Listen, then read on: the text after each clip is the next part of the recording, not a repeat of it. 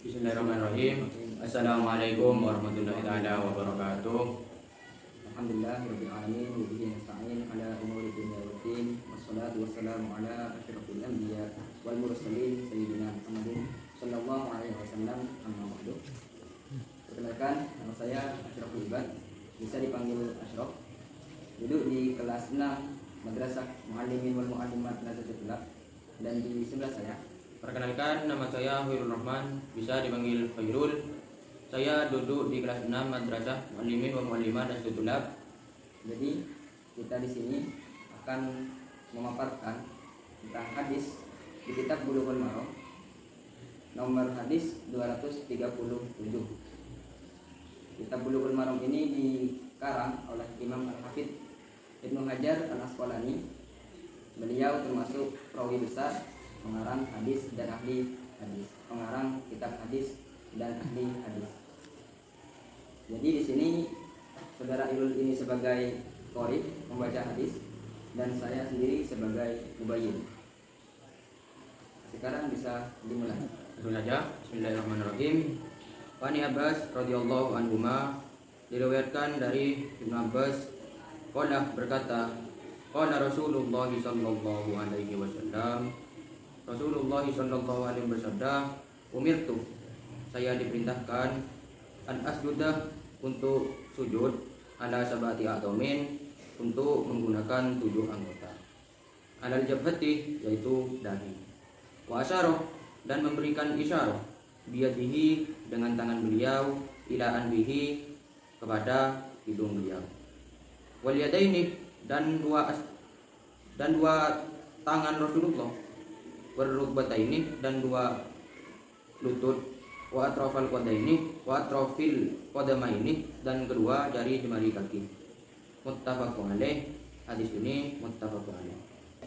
Dari hadis ini menceritakan bahwa Ibnu Abbas pernah mendengar Rasulullah sallallahu alaihi wasallam, beliau diperintahkan oleh Allah bersujud untuk menggunakan 7 anggota badan. Anggota itu diantaranya dahi. Pada saat dahi disebutkan, Nabi menunjukkan kepada hidung beliau. Lalu anggota setelahnya yaitu kedua tangan, kedua lutut, dan kedua ujung jemari kaki.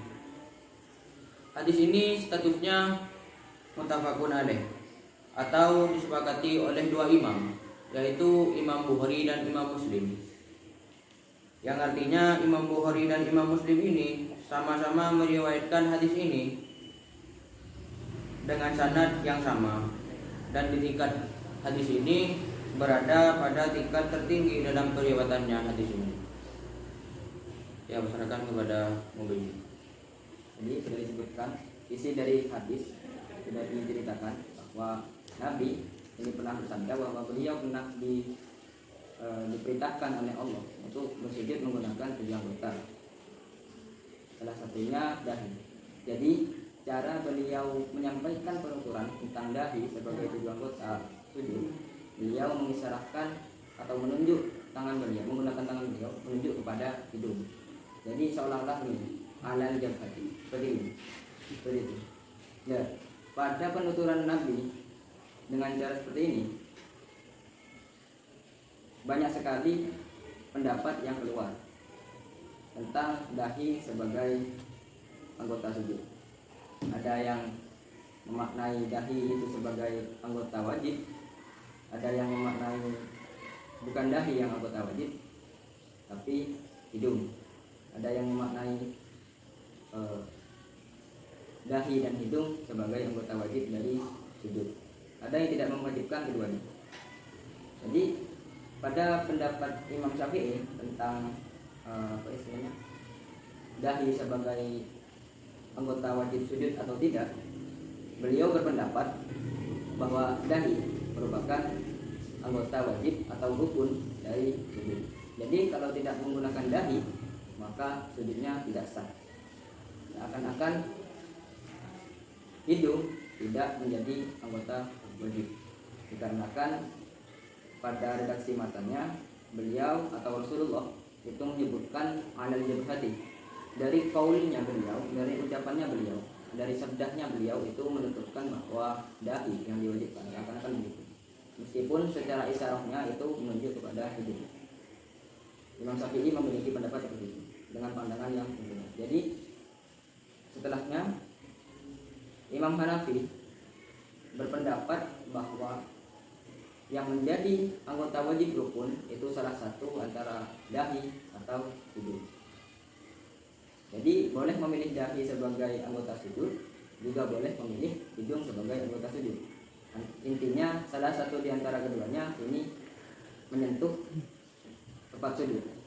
Seperti itu. Pendapatnya diambil dari pandangan beliau tentang redaksi matan alal jabhati wa asyara biyadihi ila afihi. Beliau memiliki pandangan bahwa dahi itu juga menjadi anggota sujud dan juga hidung juga menjadi anggota sujud. Jadi boleh memilih antara keduanya.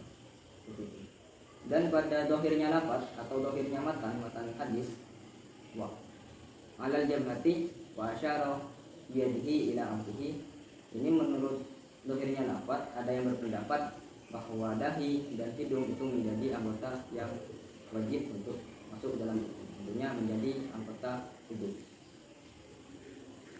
Dan selanjutnya dari redaksi matan wal yadaini disyaratkan atau ditunjukkan bahwa makna dari wal yadaini di sini bukan yadain atau lengan, bukan tangan. Jadi secara lafaz memang wal yadaini, tapi secara makna ini menunjukkan arti wal kaffaini. Jadi telapak tangan bukan dua tangan. Jadi kalau umpamanya kalian bersujud menggunakan dua tangan, dua lengan, jadi menjadi sujudnya seperti ini. Tapi kalau mau menggunakan kaffaini atau dua telapak tangan, maka sujudnya menjadi ini. Dan di kitab ini diambil dari Subul Salam, kitab Subul Salam itu menunjukkan bahwa wal yadaini ini memiliki makna wal kaffaini, artinya tangan bermakna telapak tangan. Seperti itu. Terus pada lafaz wal rukbataini dan dua lutut. Dua lutut juga menjadi anggota sujud. Dan selanjutnya wa atrafal qadamain dan dua ujung jari. Artinya dua ujung jari seperti apa? Salah satu dari antara dua kaki itu menyentuh anggota tempat sujud. Artinya tidak perlu menyentuhkan jari secara keseluruhan, maksudnya seluruh jari di kaki itu tidak perlu menyentuh ke tanah. Boleh satu, boleh dua, boleh tiga. Artinya seandainya ini kaki, maka menyentuhnya cukup satu saja seperti ini. Seperti itu. Tidak perlu sampai 5 jari ini menyentuh semua, tidak perlu. Jadi hanya perlu menyentuh satu saja. Dikarenakan apa? Secara dohir lafaz disebutkan anggota sujud ada 7. Kalau seandainya semua jari itu perlu menyentuh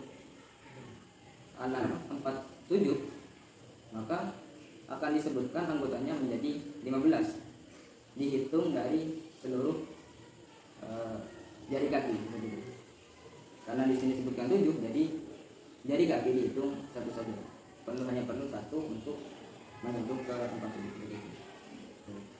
Jadi hukumnya apa? Memasukkan anggota sujud yang barusan disebutkan ke dalam sholat, maka hukumnya wajib. Karena apa? Lafaz hadis ini menunjukkan khabar amar atau perintah dari Allah. Khabar tersebut mengandung perintah dengan lafaz apa yang menunjukkan perintah? Yaitu dengan lafaz umirtu. Umirtu artinya saya diperintah. Maksudnya Rasulullah diperintah. Siapa yang memerintah? Yaitu Allah. Dari khabar ini menunjukkan bahwa hukum yang keluar dari hadis ini yaitu hukum wajib. Jadi hukum wajib itu keluar karena khabarnya berupa perintah, yang mana perintah tersebut hukum dasarnya itu wajib. Sesuai dengan kaidah al-aslu fil amri al-wujub illa ma dalla dalilu ala khilafihi. Cukup sekian presentasi kami hari ini. Bila ada tutur kata yang tidak mengenang di hati panjenengan semuanya, mohon dimaafkan sebesar-besarnya. Ihdinas siratal mustaqim. Assalamualaikum warahmatullahi wabarakatuh.